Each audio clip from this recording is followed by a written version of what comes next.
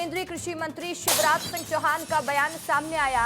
Bharat EU के बीच में deal sign हुआ है। शिवराज सिंह चौहान ने कहा, विकसित भारत का निर्माण हो रहा है।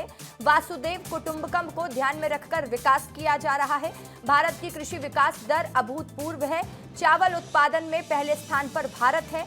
घटिया पेस्टिसाइड की शिकायतें मिल रही हैं। नया पेस्टिसाइड एक्ट, सीड एक्ट पर काम किया जा रहा है। पेस्टिसाइड और सीड एक्ट पर जनता से सुझाव लेंगे, ये कहना है केंद्रीय कृषि मंत्री शिवराज सिंह चौहान का। बड़ी जानकारी हम आपको दे रहे हैं।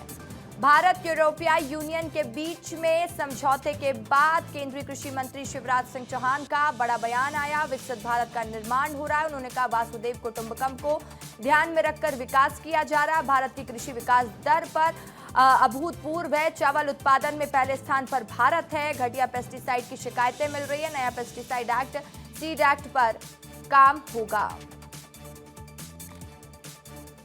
साल जब हमने विकसित कृषि संकल्प अभियान चलाया था तो 3-4 चीजें हमारे ध्यान में आई थी, जिस पर कृषि मंत्रालय तेजी से काम कर रहा है। एक, पेस्टिसाइड एक्ट, हम क्योंकि शिकायतें बहुत है कि घटिया पेस्टिसाइड के कारण किसानों को बहुत नुकसान होता है, उत्पादन भी प्रभावित होता है। हम पेस्टिसाइड एक्ट और नया बीज एक्ट, सीड एक्ट, उसको पूरा वर्कआउट कर रहे हैं। जनता के सुझाव भी हमने मांगे हैं।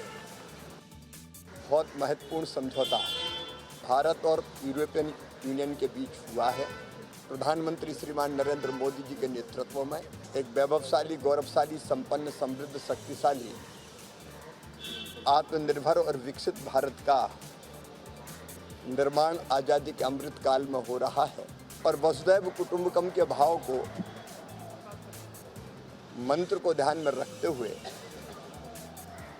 भारत न केवल अपनी प्रगति और विकास बल्कि दुनिया के विकास में भी अपना क्या योगदान दे सकता है, इस दिशा में निरंतर प्रयत्न कर रहा है।